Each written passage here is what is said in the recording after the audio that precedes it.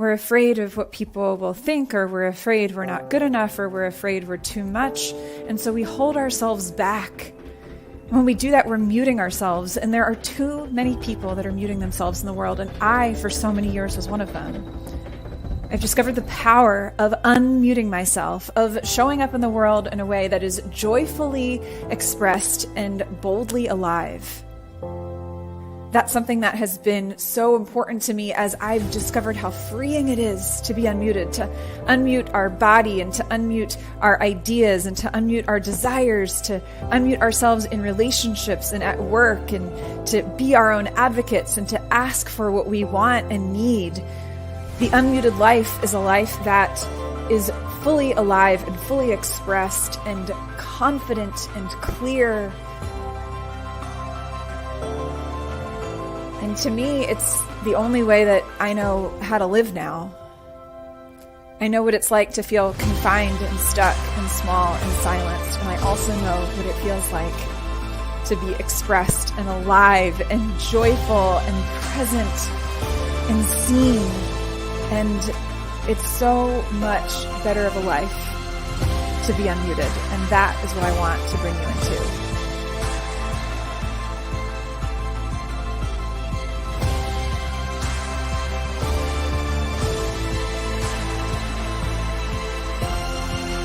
Are you ready to unmute yourself? Let's make it happen.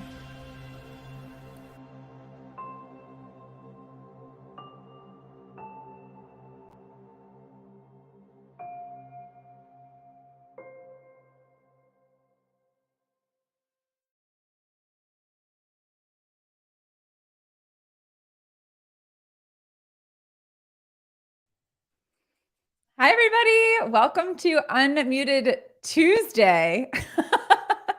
It feels weird starting the week on a Tuesday, but I'm so glad all of you are here. It's great seeing, got Zach. Hey, Zach, and Brian and Daniel and Derek. Welcome, everybody. If you're here, drop in the chat. Let us know that you're joining us. Feel free to let us know where you're joining us from. I know that intro is so fire, right? Daniel Hall is just incredibly talented. If you're looking for any type of support with making videos or anything like what you just saw, intro videos, just like you could even make something up and Daniel would figure out a way to do it. He's just so creative. I also want to give a shout out. I don't know if y'all remember, but 2 weeks ago on this show, we did an Ask Me Anything show, and Rich Gasson was here, and he's in Wisconsin, and he's been connected on here for about a year or so. And this is the power of LinkedIn and social media. He heard me on a podcast by a woman named Sarah Elkins, Elkins, and then started following. So you never know how people are going to find out about you. So it's important to get your message out there, to share your stories, to share your voice. And then he came up here as a guest and asked a question. And then I happened to be in Wisconsin the next week. And so we met up in person and had lunch and hung out for like 2 hours. It was so great. So you just never know. You never know who you're going to meet. I just want to drop in. Let me see who else. A bunch of other folks have joined us. Welcome, welcome, welcome. Lisa and Amit, welcome. And Shelly, Beth, good to have you here. Good to have you here. Jill, hey, Jill. Wonderful. But yeah, so just the power of LinkedIn, right? The power of LinkedIn. And I'm super excited. Drop in the chat, what's something you're looking forward to in the week ahead? Something you're looking forward to. One way that we can unmute ourselves is by connecting to a sense of joy and anticipation. Speaking of meeting LinkedIn connections, I'm so excited to meet in person at least 3 people that I'm aware of: Tim Sohn and Nancy Barrows and Zach Demopoulos. This coming Saturday, there's an event in Pennsylvania, a live in-person event. And I think Andrea Sanchez, right, is going to be there. There's a live event that you can join us for on September 10th. It's Showing Up Perspectives on Cancer live. It's going to be incredible. It's going to be amazing. And so it would be awesome to have you there if you're in the area. So just a heads up on that. So I'm looking forward to that. I'm looking forward to meeting people I've only known virtually for the past few years. So drop in the comments. What is something that you are looking forward to? Major FOMO, Brian Schulman. I know, right? We wish you could be there. What is something you're looking forward to? When we take a moment to pause and we look ahead and we say, this is something I'm looking forward to, it's something that can give us hope. And when things get hard, one of the things that we really can cling to and connect to is that sense of hope. Shelly, welcome to the club. Excited about cleaning up my life this week. I feel like that is probably what many of us are thinking and feeling, and you just said it so clearly and succinctly. So excited you'll be hugging in person. Brian will have to take a video and send it to you of the hug. Hi from Canada. Hi, Debbie. Welcome. We're just dropping in the comments. Let us know before we bring our guest on. What is something you're looking forward to? I like to start these conversations with intention and inviting us into that sense of what makes us feel alive, and sometimes connecting to what we are looking forward to as something that can make us feel more alive. Brian, you're very kind. There's another person who I think may be here today, Leslie, who is doing an event. She has a company called Leslie's Hope. She lost her son to suicide several years ago and is doing a 5K that I'm going to be participating in. So Lisa, feel free to, Tim's going to get you information about that. So yay, Tim's going to DM you, Lisa. So stay tuned. See the power of being here. Hugs. Oh, yay. Will, hugs from rainy New York City. Hugs back from rainy Baltimore. Will. All right, cool. So let's see, just two other quick announcements I want to make before we bring on our amazing guest, who y'all are going to love. Some of you already know her. Those of you who don't are going to be glad that you're meeting her. So two other things I want to mention. Some people have asked, hey, how do I check out past episodes of these shows? Well, they're all on my YouTube channel, which is something I don't ever talk about or promote, but they're all there along with a bunch of other videos that I've done. So we'll drop the link to that in the comments. So if you want to check out any past shows, any past Unmute Yourself shows, all of the episodes are on there, including the one with Brian Schulman, who was my very first guest. And by the way, where in PA? Beth Strauss, it's near Scranton, Pennsylvania. So Northeast Pennsylvania. Let's see, looking forward to whatever this week brings to my doorstep, Maureen. That's a very open way of approaching the week. I appreciate this. Derek says, looking forward to removing several items from my to-do list. Done and goodbye. Awesome. So yeah, so feel free to check out my YouTube channel. And the other thing is I'm speaking at a virtual conference called Fusion next Tuesday, and we're going to drop the link in for that if you want to join. I don't do a lot of events that are open to the public. Most of what I do are direct with companies, and I can't invite people to them. So I'm speaking at an event around navigating the next normals. So if you want to check out, you can join for just a day. You can join for all 3 days. Link for that's in the comments too. All right. That's all we've got for some announcements. So without further ado, what I would like to do is to bring on someone who I met through Gabe Leal. If you don't already know Gabe Leal, follow his stuff, Leal. He's like a live stream king. I was on his LinkedIn live show, like, I don't know, a year and a half, maybe 2 years ago. And our guest for today was, she was on that show too. I'd seen her on some other one. We connected over a love of peacocks and our shared name. And she is such a creative and joyful and life-giving and abundant, vibrant human being, which is why she's a perfect guest to bring on a show about unmuting yourself. And one of the things that I love about her is her heart for really helping to unmute young people, which is not something we talk about nearly enough. I mean, this is the next generation of people that are going to be leading and that are going to be doing so many other things in our world. And I think that the way that she wants to kind of open them up and activate them and give them a space and a place to be heard and seen is incredible. So without further ado, I want to bring on our guest and give her a warm unmute yourself welcome, Raquel Borras. Yay, you did it.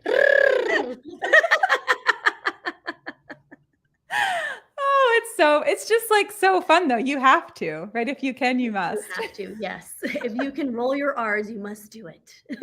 You must do it. Well, as I was telling you before the show, I got to have your name for 4 months of my life in college when I lived in Spain, because Rachel in Spanish is Raquel, or I got Raquelita, which is like which that little. I get Raquelita too. That's one of my little like endearments that I get from my family.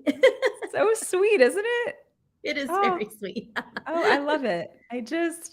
I love it. Well, I'm just so glad you're here, and I would love as we get started. So first of all, to let everybody know, because everything went because y'all seem to really love coming up here and asking questions last time, we're going to open up the floor and like invite you on stage again. So as we move into the conversation, if there's something that comes up that you're like, oh, I have a question for either of us, you can click on the green room link and we'll let you back here to ask a question. But starting off, I would love to just understand from your perspective of a way in your life that you muted yourself in one way and you've unmuted that. Mm-hmm. And then anything you want to share about what drew you to want to do this for young people, because it's just not something that's super common and it's so needed, especially now. And I just love that you do that. So anywhere you want to start with that.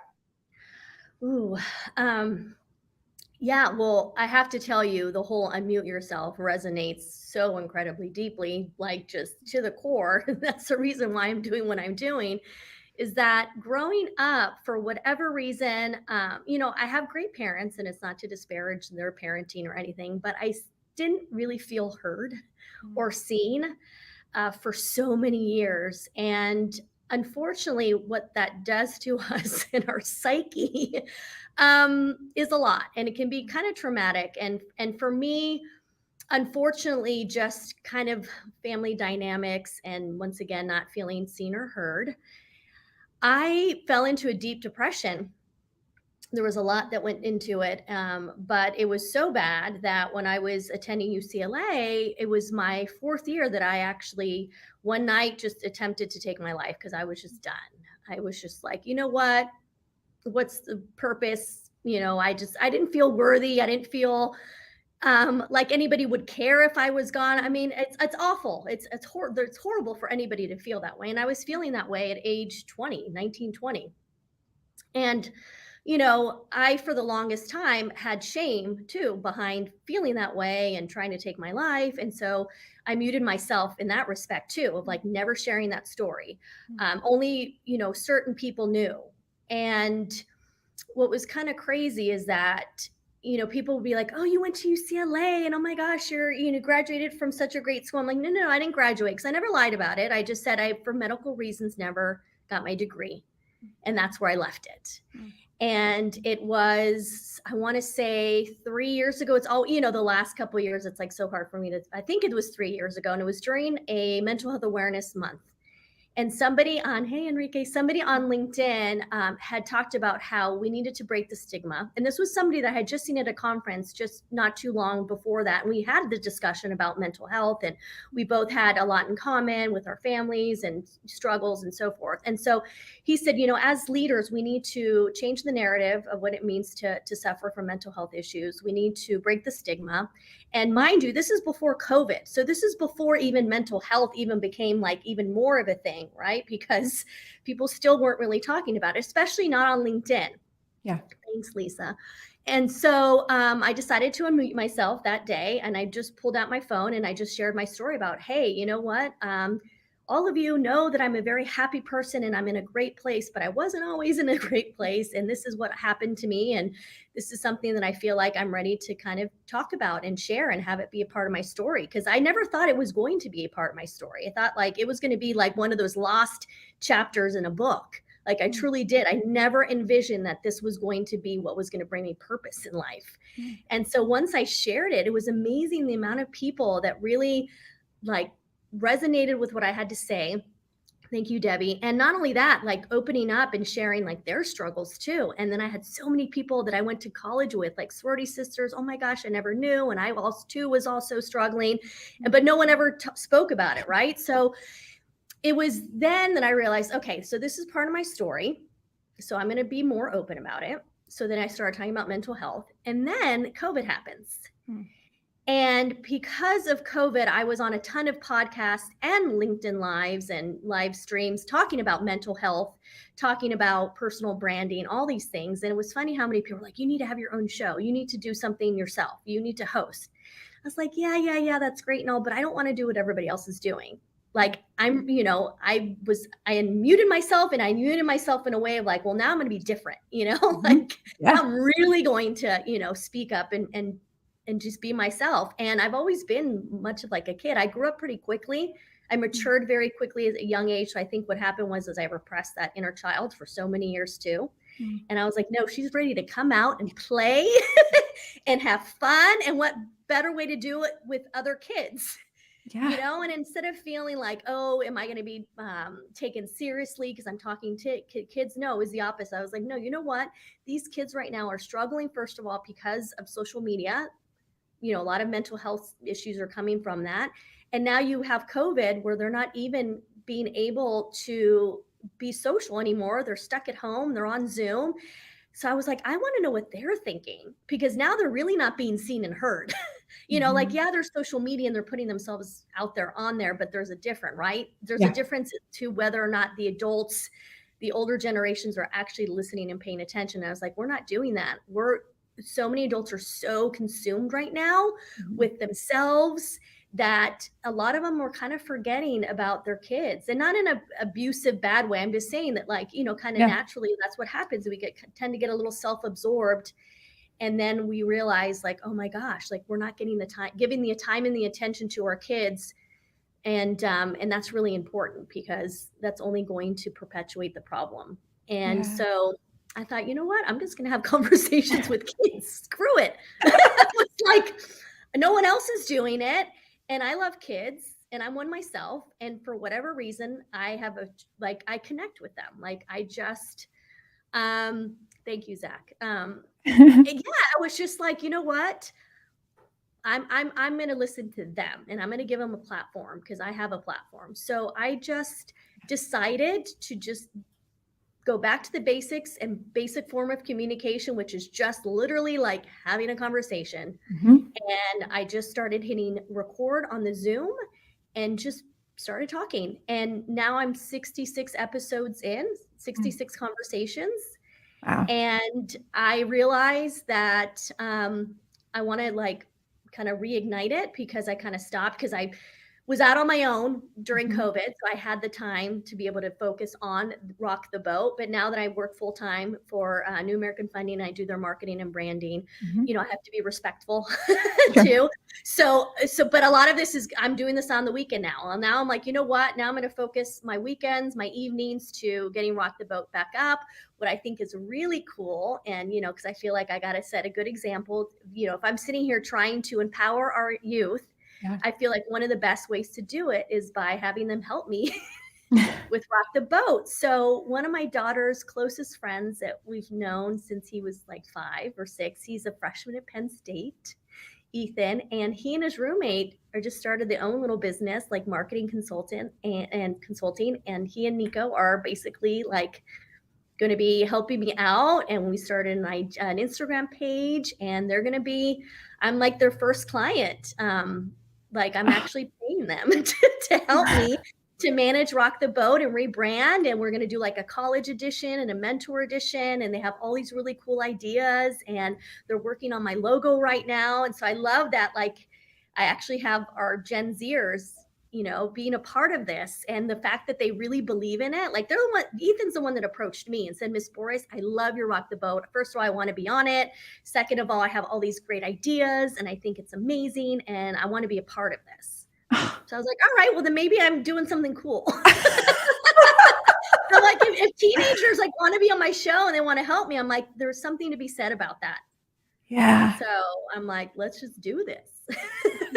Oh my gosh. Like, by the way, I don't know if I'm sure you're seeing all the things people are saying. I'm trying. I'm like, here, let's pause and just acknowledge some of the things, right? Like, just Debbie recognizing, for sharing and allowing for vulnerability. Lisa saying your story is inspiring. Enrique, always good to see you. Hey, rock stars. We've got a boom from Will Sullivan. Embracing your story is so powerful and inspirational.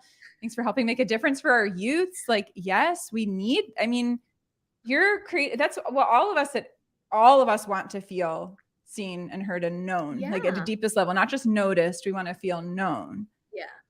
And you're creating a space for people to do that. And the fact that they're initiating with you, the fact that they're saying, like, I want to be on your show. I Yeah, want to I've had help you kids, with yeah, this. there's, believe it or not, folks, there's teenagers on LinkedIn. There's quite a few teenagers because a lot of them are already starting their own businesses or they have nonprofits. So they see the value in being on such a powerful platform and networking. So I've had teenagers reach out to me and say, hey, I see what you're doing. I would love to be on your show. I love to share what I'm doing. And I'm like, absolutely.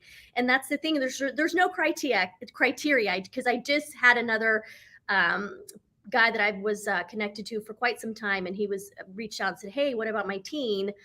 And I said, "Anybody can be on it. I mean, I don't. That's the whole point. Is that every kid is special in their own way. You don't need to be doing something, like amazing or something that's like you don't have to be doing anything. You just have to be a kid, and that's amazing in itself, right? Like, and so I've had conversations about video games the entire time. Like, I just let the conversation go where it does, and sometimes it's talking about Fortnite and Minecraft, and sometimes we're talking about Star Wars and The Mandalorian. I'll have to tell you, I've seen every single Star Wars movie. I've seen every single Marvel Cinematic Universe, Mandalorian, WandaVision, everything you can think of, because some of these kids have recommended it to me. And I take recommendations very seriously. And I am like, my whole world is being opened up to so many cool things because of them too. Like, that's what I love.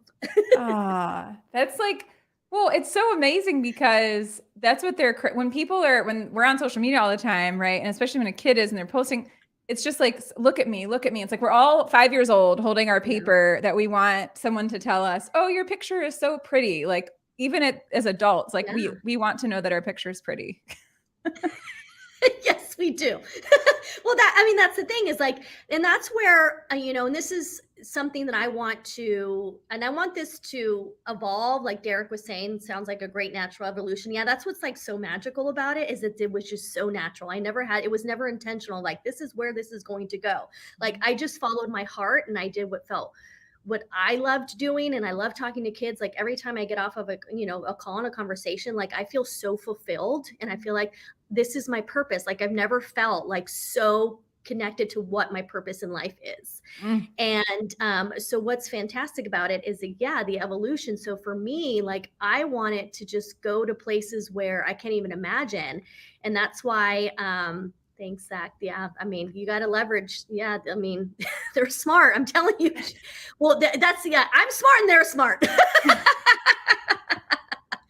And but that's the thing, is I want to eventually turn this into like a TEDx talk talking about bridging the generational gap, because I truly believe that if more of us adults tap into that inner child, we unmute that inner child, you'll be surprised at how well it will connect with our younger generations. Like, yes, I understand technology, I understand social media, I understand that the way they think is very advanced compared to how we do things now, and they can multitask, and their attention span's shorter. But at the end of the day, at the core, like you said, they just want to feel seen and heard just like we do. They have the same emotions, the same validations, all of those things. So if we can connect at that level with these kids, you would be shocked at how it really does bridge that gap. And I have to tell you, it's helped me in my relationship with my kids. Talking to these kids and hearing them, I realized, oh crap, am I actually doing that with my own children?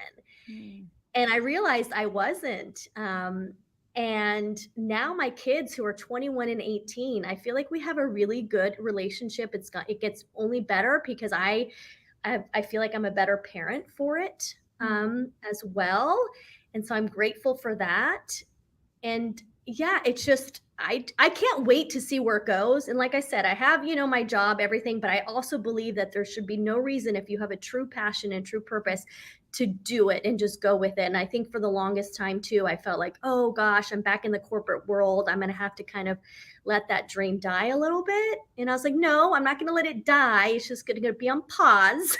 So I put it on pause. And now that I moved back out to San Diego, I feel like just the new environment and just kind of, it's opened it back up. Like, it just feels right to start doing it again.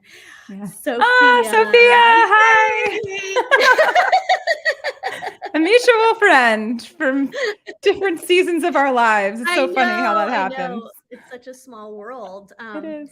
But yeah, so it's just exciting. And I love how these kids are excited about it. And I love just, giving them a platform to feel heard and seen, because it wasn't until recently I realized like how embedded that like feeling was inside me. It's still really there.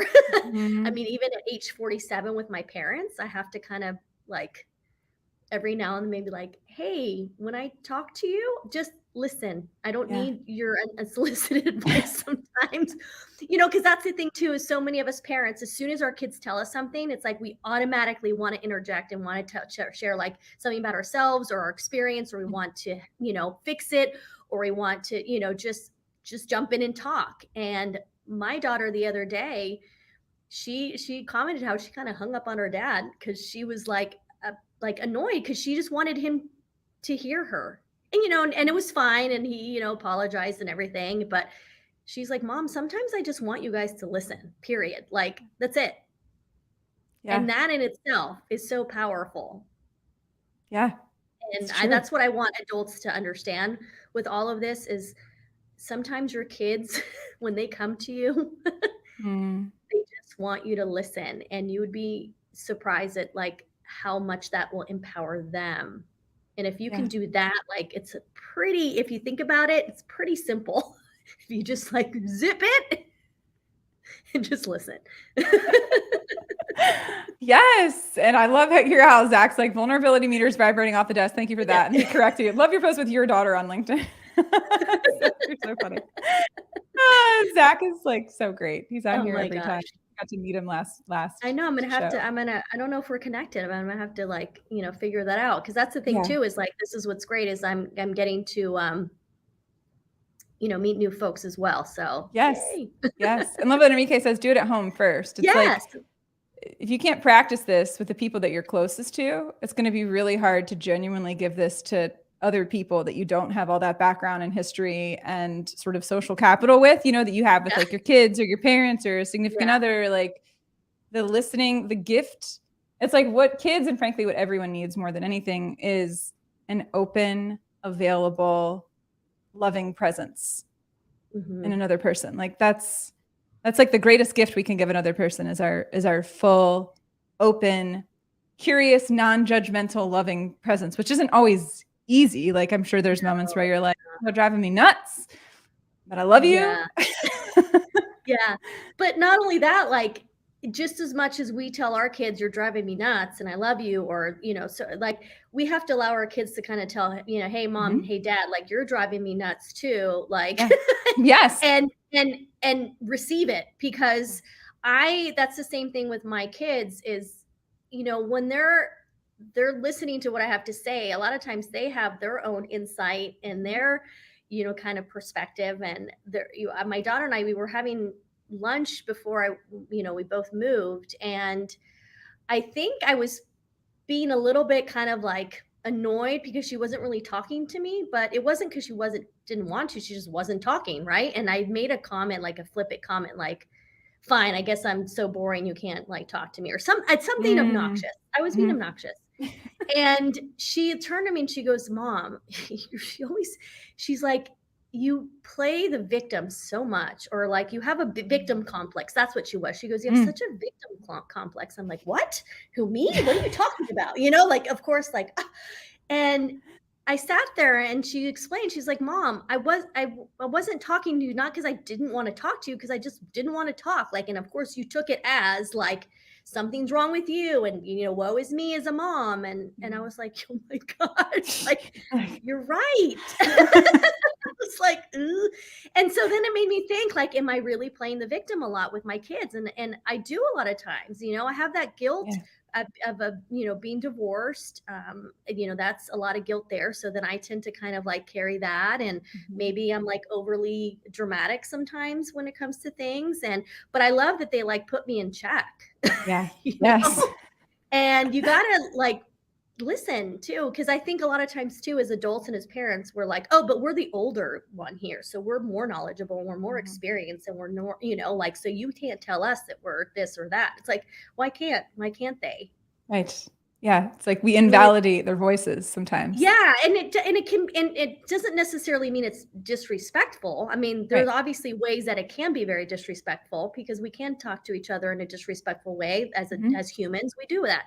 But I feel like if you do it in a respectful way where it's like constructive criticism, then it's different. It's, and that's I think where my kids come from. Like they're not trying to be obnoxious and rude. They're just being like, "Hey mom, like maybe you should tone it down a little bit." Mhm. Yeah, they are the best mirrors. And so I believe that we're in a day and age that we do need to pay attention more to what they have to say. Where I think Yeah. before we were quick to mute them. Oh, you're just a Yes. kid. What do you Right. know? You know nothing. I'm like, they've actually know a lot more than you think. It's true. They do have such wisdom, and it's true. It's like that I'm going through something with my parents right now where we're, coming into a space of self-awareness about some patterns and things. Yeah. Mhm. And yeah, this access, our conversations with our grown-up kids has evolved. They let us put them in check now, kind of, and Kind vice of. versa, right? Like, Yeah. because that's the thing with my parents. I'll say, I've had this conversations where I'm like, you're not listening to me.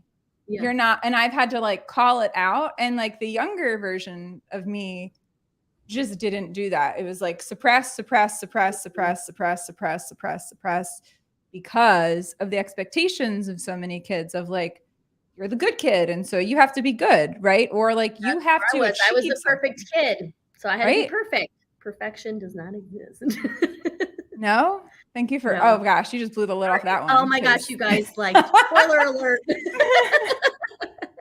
the thing we're after is not achievable. Stop it. But it's true. And it's like, I think once we've had our own experiences of that, I think it also makes it more relatable. So I think when Mhm. you're saying like, oh, these kids are drawn to, these conversations that I'm having, one, it's because when we're vulnerable with our own stuff and we don't act like we have it all together and we acknowledge the ways that we don't even measure up to our own expectations of ourselves, or Mhm. that we've made mistakes or that we've struggled, like that's relatable. And I think for kids that otherwise feel like you have to present this so together, airbrushed, photoshopped version of yourself to the world publicly at all times, like I'm so glad we didn't have to grow up with that. Social media, could you So even glad. imagine? Like Mm-mm.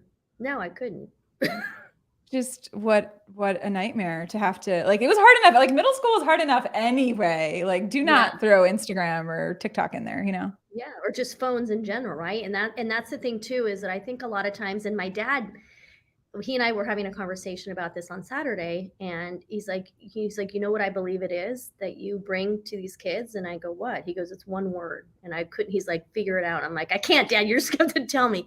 He goes, non-judgment. He Mm. goes, you have no judgment. Like you just listen and you don't judge them in any way. You don't try to fix or tell them what to do. You just have that conversation and let them really feel like there's no judgment there. And I think that's really important because that is something that I'm finding with these kids, is because of the judgment and because of the fact that when you do make a mistake, everybody and their mother knows, the entire world gets to find out, Yeah. and a lot of these kids are thinking that that's the end of like the world. Like, Yeah. oh my gosh, I made a mistake. I did something wrong, Mhm. and now everybody knows, and now my life is ruined, and the only way I feel like I can get out of it is by taking my own life. Yeah. And a lot of adults are doing that too. I mean, a lot, because the judgment that is happening is just like, Shelly, yeah. Yeah, social media. Whew. But that's the thing. It's social media because everybody knows what's happening. Obviously Right. there's pros and cons, but I think one of the cons is, yeah, is like as soon as you mess up, everybody knows. And guess what? Like, and I'll bring it up. Like, I'm the type of person where I try not to judge what other people are doing because you just never know. Like, the whole thing with the crying CEO, like, Yeah. OMG, like that just blew up in a way where I was like we have to give people kind of like the benefit of the doubt of like, Yes. hey, maybe they were coming from a completely different place than we think they thought they were, or, maybe in their mind, they thought that they really were doing the right thing. Like there's so many things that I've done where it truly is coming from a good place, Mhm. but it might not come across that way. And I, in Yeah. the heart of all hearts, know that I didn't mean it in a malicious way, or I didn't mean to say something. I'm like, I truly didn't. And then to have people attack you and say, no, you didn't. It's like, well, like, you can't tell me how I was feeling or what. No. And so I feel like as adults, we have to do better with Mhm. this, because we sit here and we complain about our younger generations. We go ahead and we're quick to say that they're this and they're that. Well, guess what? They're also looking at us, and Yep. they're emulating how we are behaving and how we are acting. And even as parents, even as women, I will have to tell you this, as a mom of an 18-year-old, I also have to be careful how I portray myself on social media. If I'm filtering myself like crazy, I can't sit here and be upset that my daughter's doing the same thing on her pictures. I can't Mhm. be like, oh, honey, you're so beautiful. Why are you doing that? Like, why would you alter your body when I'm like over here doing it myself? Right. And I think too many of us are doing that. And Yeah. so that's why I purposely like will be on social media with no filters, looking, like yesterday I did this like video with my mom. I had just gone out of yoga, like no makeup, my hair's up in a bun. I have like this like snorkel filter. It was not flattering at all, but I was like, screw it. Like, that's not the point of this video. This point of the video is like something completely different. But I Yeah. feel like in my case, because I'm willing to show up that way, I feel like my daughter knows that that's okay. And so she'll do it too. Like she rarely Yeah. posts. So that's what's funny, is my kids are not big with social media. That's the Oh. irony, is that their 47-year-old mom is the one that's all over doing reels, and my kids are like, eh. But when my daughter does post, and this is like makes me really proud, is that, she'll post a cute picture, Mhm. but you slide it, and then there's like this really unflattering picture of her. Like, she'll always do that. Like, one day she posted a picture that I took of her at homecoming with her girlfriend, super cute. And then you slide it, and it's a picture of her, like, I think she had like a reaction from sunscreen on her face, and so her cheeks were all swollen, and she had all this rash, and her eyes are all puffy, and then she had this like horrible look, and she posted that as well. Wow. Right? Like, Yes. kind of like, hey, I look cute here, but then there's also days that I don't look so cute. And she did that with her wisdom teeth. And so I feel like a lot of it has to do with, she's like, all right, well, my mom's kind of, willing to put herself out there like that, then maybe it's okay. Yeah. It's a good example because like people don't, always see that and they think, well, everything has to be curated. It's like we didn't have to curate our lives before, but now everything is curated. Yeah, And and it's exhausting, and I think really exhausting. it's not healthy. It's not healthy to be in that spot of constantly doing that. And I'm wondering too, as folks are here, and I love Zach says non-judgment, your pop rocks, what your dad said. So true, right? Yeah. Up there in power, impact us, forgiving. Yeah, it's Yeah. that lack of judgment is what all of us need toward ourselves too. Like Oh that's yeah, what's so hard. absolutely. Oh god, yeah, that's the hardest part. That's Yeah. really hard. But that's where, like, I think Mel Robbins had done an Instagram post about it. She was talking about Will Smith. Like, hey Mhm. guys, like, the fact that, like, just imagine what he's feeling. Like, Sure. imagine how he probably is not forgiving himself for what he did, and he's probably really hard on himself, and the way he's like, his narrative and the way he's speaking to himself in here is Mhm. probably way worse than what we're all like doing. So like, let him like Yeah. first deal with his, like, let alone having to deal with the outside world Yeah. and our judgment on him, right? Because that is true. Like, if you do something wrong or you make a mistake, I mean, we all know it. The way we talk to ourselves, we're so hard on So ourselves. hard. Yeah, like, believe me, we're I mean, obviously if you're a sociopath and you have no emotion, Well, you're right. like, This exception. that's a different story, but most of us aren't sociopaths. Right. I know, look at Mike. Yeah. So his son Jason was the first, yeah, on Rock the Boat. And he has been on my show several times, and I have spoken with him offline too. Like, that's the thing, is I want these kids to feel like I'm someone that they can talk to offline. Yeah. It doesn't have to be recorded or any of that. And so I've had conversations with Jason, and it's amazing. Like, yeah, and I love that Mike was always like, oh my gosh, every time he talks to you, he's like, he's just like this happy kid, and just he's just different. Yeah. And that's the power of just feeling like someone cares and is It's listening. true. And it doesn't mean that like it's, but we all know, those of us, that have kids know that when we tell them something, it's like in we are about the other. But when someone else says the same thing, but is not necessarily the parent or their teacher, it's amazing how they'll listen to that person. Yeah. Oh, yeah. It's just kind of like a very natural thing. It happened, to us. I'm sure you, same thing. Like, Oh, yeah. your parents' friends probably could have lectured you in a way where you're like, okay, yeah, yeah, yeah. And then your parents, had said the same thing to you, and you're like, whatever. Right.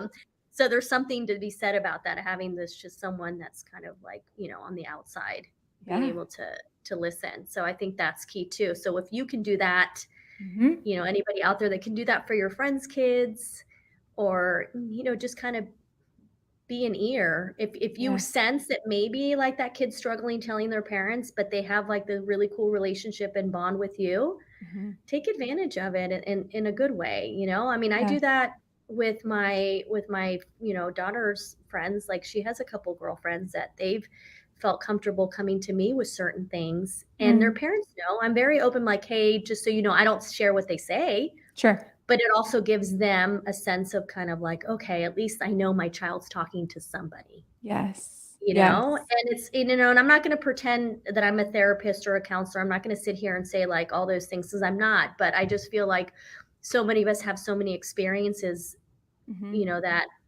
that we have that can help. It's Yes. like, why not use those experiences and be able to share them with the kids? Because yeah, I think too, we also live in a world where we're like scared to say anything or do anything, because we don't know how The land. that's going to be a backlash. Like, Mhm. people on the street getting hurt, people will just walk by. I Right. mean, that happened the other day. This guy was on the rollerblades, and from afar, I'm like, I think that guy fell. I couldn't tell. And then I was walking back from yoga, and the guy's literally like huddled over, and he's like bleeding everywhere, and people had just been walking past him. And I stopped. I go, sir, do I need to call 911? Do I need to get you an ambulance? Do I need to call someone? And he's like, no, no, no, I'm okay. I'm like, listen, you need to sit down, blah, blah, blah. Like, am Yeah. I softer? So I know like a Yeah. lot of that, the rhetoric. And that happens to me all the time, Rachel. I've been to Mhm. places in public where people have passed out, where people have, and nobody does anything. I'm the only person that does something. And I'm not trying to toot my own home. I'm just Yeah. giving an example of how, when I ask, like, why don't people help? They're like, well, we're scared that they're like going to sue us because we did something wrong or we said something wrong. Mm. And I'm like, yeah, but I feel like, isn't it part of like humanity to Yeah. try to help and not think about like the repercussions of whether or not you're going to get sued or not, or someone's going to have you on video doing something you weren't supposed to do? I don't know. Maybe I'm just like Yeah. naive. No, you're not. It's I mean, there's a I name. It's don't called the know. bystander effect. The bystander effect is that we assume that somebody else is going to do something. Yeah, I And don't so like know. it's a real like psychological theory that people like that's what happens is people are like, oh, they hear someone shouting, and it's like, well, someone else is probably handling that. Yeah. And it's like, bigger message Yeah, for us and I now feel is like maybe that's what we're doing with our kids too. Like, oh, our kids, like, someone else can deal with that, you yeah, know? right.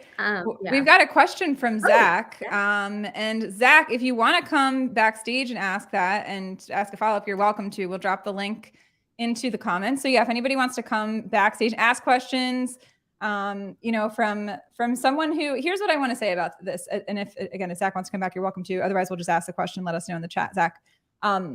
I think there's a guy whose book one of his books I read a year or so ago named Michael Bungay Steiner. He has a company called Box of Crayons, which I think is fantastic. Mm. And one of the things that he says is did a TED talk about this, of taming the advice monster, of like, all of us are so predisposed to like, want to give advice and let me fix it and let me tell you what to do. But what most people need are two things: more clarifying and Shardik. Exactly. Well, that's why we have options here on the show. But they said when we share our insight or experience, and we just say, hey, this is something I experienced that might be similar. That's not giving advice, it's sharing an experience. Yeah. Or when we ask questions to get clarity, because a lot of times people have insights and answers themselves. We just aren't taking the time to ask them questions to help them arrive at their own wisdom. And if we just created space for that, for curiosity, then people might be able to kind of, I don't know, come to a place of their own insight that then is going to be way more powerful for them because they arrived at it. It wasn't given to them. They weren't told that, So there's just that. So anyway, I want to get to Zach's Question, what Yeah. advice would you give a child in age or in heart who's afraid to unmute, especially in the world of social media or with parents that they don't want judgment from? Yeah, see, that's the thing is like if for whatever that kid feels some kind of connection with a parent's, friend or someone, adult or someone older, like I would just go to that adult or I would go to that person and just be like, hey, I would love to kind of talk. I mean, I had that, to be honest. My mom's best friend, she at the time was a social worker. Now she's the head of the entire like mental health department in San Diego County. Like she's worked her way up where she's like incredible. But I always had a connection with her and I knew it was non-judgment. And I knew that whatever I told her, it was not going to, my mom, she would never tell my parents and she never did. And so she was someone that I would go to. And actually, when I was going through my like the height of my depression, I would reach out to her. And when I was going through my divorce, I would even reach out to her because I just knew that she was someone that would just listen. And so it's really important to tell your kids too, like, hey, if you don't feel comfortable sharing things with me, like it's okay if you talk to so and so or a family member. Like I'm going to be okay with that, and I promise that they won't share, with me. Like as a parent too, like let your kids know that they can do that and it's okay. Because I feel like there's a lot of parents too that take offense. What do you mean you went to so and so and you didn't tell me, and I'm your mom and I'm your dad? And that's another thing too. Like don't shame your kids because they don't feel comfortable sharing things with you. Like it's normal not to. I'm very blessed that I have kids that share probably a little too much with me sometimes. I mean, and even the way we share, because even yesterday, my son and I, we were on FaceTime, and do you know how many times we'll talk and kids, like his friends are in the back and are like, who are you talking to? And it's like, my mom. And they're like, what? Because he's like very open about like, like if I might FaceTime him and be at a party drinking. He's 21, he can drink. And like I think they get mortified that he's like okay with his mom knowing that he's like drinking and he's like partying. And I'm like, no, I'm okay with that. I mean, he's 21, he's an adult. I love that at least he's like feels comfortable like sharing that moment with me and being okay with me knowing what he's doing. If now I know what he's doing. Yes. So yeah, sometimes it's a little too much, but I rather it be that way than the opposite, to be honest, So yeah, like let your kids know that it's okay that if they feel like they need to talk to someone else, or maybe they might even feel like they need to go see somebody like professional. Yeah. Like there's no shame in that either. And validate that too. Because I think a lot of times too, parents are quick to be like, oh, you're not feeling that, or like just get over it, or it's part of life. And a lot of times doing that can once again make them feel like, well, shoot, okay, I guess they don't care. And then that's like gets deep rooted too. Yeah. When Yes. you're like, oh, my parents don't really care about like how I'm feeling. And okay, wow. And then, that could just kind of like, be a little bit of a tumbleweed effect as well. So it's a lot. I mean, like I said, I'm not going to sit here and tell you what you should and shouldn't do. I'm just talking from experience. And that's the only way I can talk is through my experiences. Yeah. And I think sharing our own experiences too. Like I know when if my mom would share with me that she, suffered from postpartum depression after she had me and like how this thing was hard. Like when I get to see her as a human, because I think a lot of times, depending on the phase you're in as a kid, there's this like idolization of a parent. And there's this feeling that as a kid, I mean, I'm just speaking from my experience of being a kid, that you just like you don't want to rock the boat. And you want to kind of just like keep everything steady Eddie, and you don't want to cause your parents any more stress than you're already seeing them deal with. And so you just like don't say anything. Yeah. And, I think one of the greatest gifts I've experienced in my adult life, my parents are in their late 60s, early 70s, and I'm almost 40, is the way that we've been able to connect and have conversations about hard things. And it's because of their humility. It's because of my parents' humility. Because usually there's a point at which you're like, whatever, I am how I am. It is what it is. I'm not changing. That's the older we get, the more of that nonsense comes up, which is a total old person. cop out. It's the worst. It's like, you don't get permission to stop growing just because you hit a certain age. I like, agree. no, I absolutely not. And like the gift that it is going to be to me to have healed and dealt with some stuff because of their willingness to be vulnerable and deal with their stuff that they're still figuring out at 70. is Yeah. now going to benefit me for like the rest of my life. And so it's such a gift. And I try to approach them without judgment. It's hard sometimes, Yeah. because we've all been through, nobody leaves childhood unscathed. Like, I don't care how great your parents were. Everybody gets Yeah. out with some goodie bag you didn't ask for. I love that. Like, What's in this goodie bag? Oh, trauma therapy at 40. Like, it's just what it is, and it's like and I remember I'm having, sometimes we have this, like, this is a sidebar, but sometimes we have this view of our childhood of like how good things were, like, oh no, that was great. And then we like unpack some things and we're like, that was great. Mm. And that thing was hard. And I never really realized that. Oh, and that thing maybe was dysfunctional. And that's like really hard to sort of craft a new narrative as an adult about something that you carried a different narrative with for a long time about like your childhood. And I think just allowing, you were saying before about the evolution even of your brand and the work you're doing, to allow ourselves and our parents and our kids to evolve, because everybody is. And it's just creating space for that, and grace, like so much grace, compassion, and forgiveness are needed as we are all screwing up and figuring it out. Yeah. Like, No, but I love that you are having those conversations with your parents, because I'm still having those, especially with my mom. Like, I think you had made a post, I want to say like at least a year ago, about your relationship with your mom. Like, you were very open how you didn't always have the greatest relationship with her growing up. And it resonated like with me, because it was the same with me and my mom. Like, she was kind of an absentee mom. Like, she was a stay-at-home mom. We had a live-in nanny. Like, I grew up very privileged, but yet she was kind of like MIA.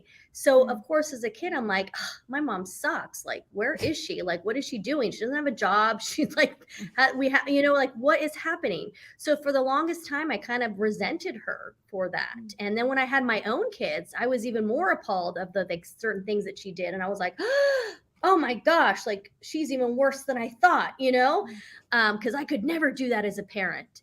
And then it wasn't until I got divorced and we sat down one night, and I don't know why she finally was like, I'm just going to open up and I'm going to be completely transparent and vulnerable. And when she really truly explained where she was coming from, I mean, coming from a different country, she moved to the States for my dad from Mexico, left her twin sister, who was her best friend.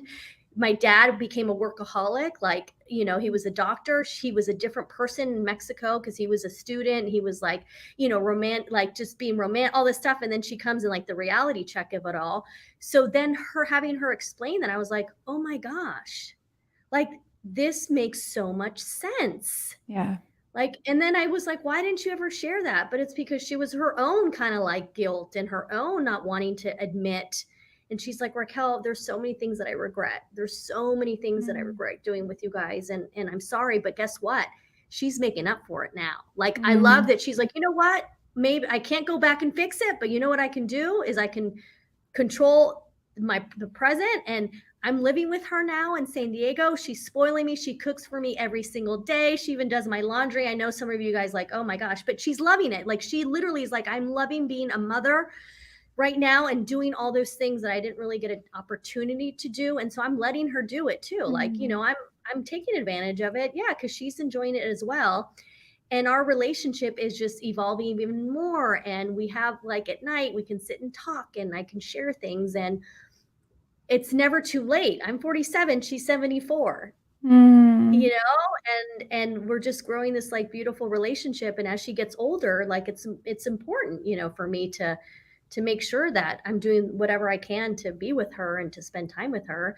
And my dad too. Like, it's just, so that's the thing is, if it's not happening now with your kids now, it's okay. Like, like, hopefully time is on your side, because sometimes time isn't on our side, but like, just do the best you can. Like, no, it's not going to like fix overnight.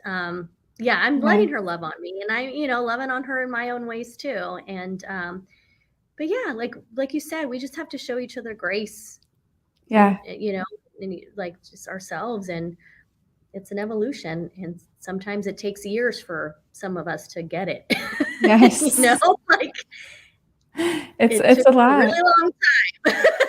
And I'm To your still, working on it. Well, to your point though, like what a gift that you have the beauty, because we can sit there and have resentment and regret. All of us have things we regret around connection in one form or another. Yeah. There's a book called The Power of Regret that Dan Pink published earlier this year, and he talked about like one of the top 4 regrets we have are connection regrets. Like I wish I'd stayed in touch. I wish I'd rekindled that relationship. I wish I'd tried a little harder. Like there's that sense of connection regret that comes in. And so for anyone who's listening right now, whether you're on the live or the replay, I would invite you to think about someone you love and care about, whether it's a peer, a kid, a parent, and think about if the last conversation that you had with them, if that's the last conversation that you were ever going to have, is that how you'd want to leave it? And if the answer to that is no, I would encourage you to reach out today with a text, audio message, phone call, and have the type of conversation that you're proud of.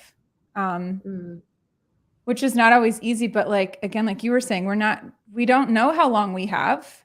And it's so important that we leave things in a good place, frankly, for our own peace, like, so we can have that sense of peace. And it's interesting you mentioned the post about my mom as a sidebar, because these earrings were the earrings she gave me.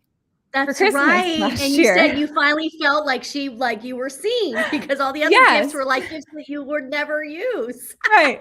Like, Mom, don't you know that I do not like red and yellow geometric shaped earrings? Like they are not my colors, and it took me like 5 months to tell her that. Yeah. Instead I just faked liking the gift because I didn't want to hurt her feelings. That's the other thing. We're also trying to protect, we're trying to protect our parents. We're trying to protect our kids so we don't share what we're really thinking or feeling. And now because I unmuted myself and told her what I really love, like she was able to get me something that I opened it and I was like, oh, it was just like, you get me, like immediately is how I felt when I opened it. And now she's 69, I'm 38. And we're in this spot where, she's reaching out to check in more. Like, how was that thing? How was your keynote? How was your visit with your friends? How was such and such? And like taking initiative to reach out more. And what she needs from me is love and forgiveness and grace, and also responsiveness. And then what I need from her is just this, I need the same thing in exchange, So it's like, we can give this to each other. Like it's the beautiful thing. It's like, no matter what happened in the past in a relationship, we get to choose how we move forward in it. Mm-hmm. And I love that you get to spend this time with your mom. Yeah. But I love that we get to choose to move forward with it. Same thing, with my kids. My kids have gone, my son and I, there was a lot of resentment, a lot of anger, like with my son and I when he was young and the divorce. And it got to the point where he also kind of had to just let go and just kind of be like, all right, let's move forward. And we both came to an understanding, like, yeah, it's really painful, the things that, have been said and done. But moving forward, let's do what we can to mend things. But that's hard in itself too. Like, I mean, all of it is hard. But even kids, like, it's important for kids to understand like how to move forward too, because like I have a whole other thing going on in my life with siblings and everything. Like it's really, really tough. So I'm sitting here saying all this stuff, but yet there's stuff going on in the back end where it's like ditto. Yeah. And and it's not my place to talk about it because it's not, but I'd be very transparent, saying like, yeah, there's a lot of family crap happening. And it's really hard. So as much as I'm like, oh, do this and do that, and my kids, and it's great, like it's not all great. Yeah, of course. No, and anyone who says that, I'm like, I don't believe you. You're hiding something. No, like just like, I mean, it's great that I have a great relationship with my mom right now. Like, but yeah, like I said before, it wasn't even like that. And so it's just owning up that it's never going to be perfect.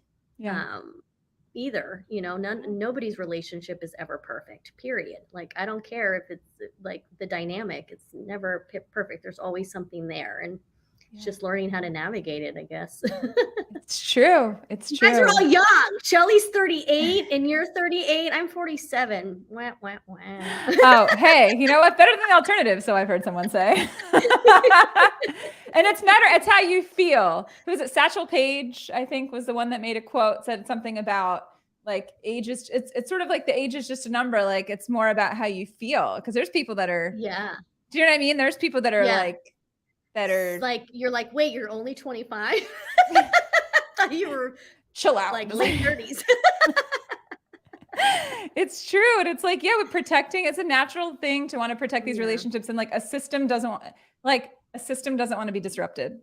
And so fundamentally, if we're trying to change and that's going to cause the system to be affected, the system will resist that. And the system might be other relationships, other people. Yeah. And if we just have to remind ourselves that like that is a part of what growth does. Yeah. You know, it's part of what growth does. So Yeah. I can't believe that we're already at our time for today. And I'm wondering if there's any, well, one, if somebody has a kid that they're like, I would love for my kid to be on your show. Please, yes. Tell us, like, how would they do that? And then anything else that you want to share as any final thoughts about like helping us to unmute ourselves with our kids or with our parents? Yeah, I mean, okay, so first of all, if you want to reach out to me, you can do it through LinkedIn, through Instagram. I'm on TikTok. You can please subscribe to Rock the Boat over on YouTube, and you can get an idea of what it is that I do. So that way, if your kids are interested, they can check it out. But as far as, having your kids unmute yourself, I think it really truly does come down to just creating that safe space for them to feel like it's okay to unmute yourself. Like really, I think when it comes down to it, they just have to feel like it's okay. And too many don't. And that's I think really the big issue is for whatever reason, they just don't feel safe. Yes. So I think that's what I would say. But once again, like it's a process for everyone. So for some people, they might take some of this advice and it might really work for them. And then for others, they might take it and they're like, yeah, it's not really working out. I mean, we're all different. And so it's like, I'm just doing what I can. I feel like I have a responsibility to do what I can. And so that's what I'm doing. If I can help one kid, if I can, help several feel seen and heard, then like for me, I'm golden. So I'm not trying to change the entire world. One conversation at a time. Conversation. Like I can only do what I can and control only what I can. And I've learned that, as well, we can't all just sit here and fix everything as much as we want to. We can't. Oh, thanks, Zach. Okay, Zach, you're gonna have to connect because I like this guy. Yes, he's great. No, Zach is humor. You'll probably have a conversation booked with him in a week. Like he's just such a fascinating, interesting dude who I found out about from this show. And Shelly says, "Thank you so much. We'll be heading out to check your pages. My daughter's 16 and needs this in her life." Yeah. And I'm going to do a mentor edition so that like have the opportunity to bring someone on to also like if they're looking for a certain career or like just any kind of guidance, like I would love to bring, my network in to help. And I'll have a college edition. So now kids in college, if they want to talk about their experiences in school and everything. Yeah, I'm trying to like tap into just all of it. I love it. All of the Gen Zers. It's amazing. Well, if I can ever be of support or insight as somebody who did some things in college, I was very grateful for. And then other things, we all have our highs and lows. Yeah. But just things that I think I wish I would have, the stuff I wish I would have known, or the ways, like I feel like we all have insight. And so just thank you. Thank you, Raquel, for being here. So cool. And when you reach out, I'm like, yay, I get to be on mute yourself. Of course, I was like a duh. I mean, you were on my short list from the very beginning. I just took 9 months to find you, to reach out. So awesome. Then Michael says you could bring me on for learning disabilities. Perfect. And again, that's another thing that so many people are facing that doesn't get talked about enough. So so many topics, issues, so many. Yeah. It's amazing. Yeah. Drop in the chat if there's something you could support young people with, and we'll see if we can follow back up. So So Raquel, thank you so much for like chiming in and engaging and hopping on. I really appreciate it. Like it's awesome. Cool. It's a great community. We've got some very thoughtful, insightful, caring, supportive people that are here. And so they're the best. It's a great community. So thank you for being our guest today. Our next guest, just a heads up, everybody, is going to be on September 19th, and it's going to be with Joel Lalji, who's like He does a lot of funny recruiting memes, among other things, content-wise on LinkedIn. So we're very excited to have him. He's going to be on the show on the 19th. So if you know anybody who is in the market for a job or who is just looking for how to optimize themselves in their career more effectively, that's going to be a show you're not going to want to miss, noon on Monday, September 19th. But we're going to sign off for today. Raquel, you are awesome. Everyone follow, connect with her. Thank you, Maureen, for being here. Daniel, Michael, Enrique, Shelly, Zach. I know Will and Nathan and Brian, and for everybody who's been here today, Jill, Jenny, we appreciate you so much. We appreciate you so much. Go do something kind for someone else today. Let them know you're thinking of them and make them feel seen and heard. And until next time, remember to unmute yourself. Bye, everybody.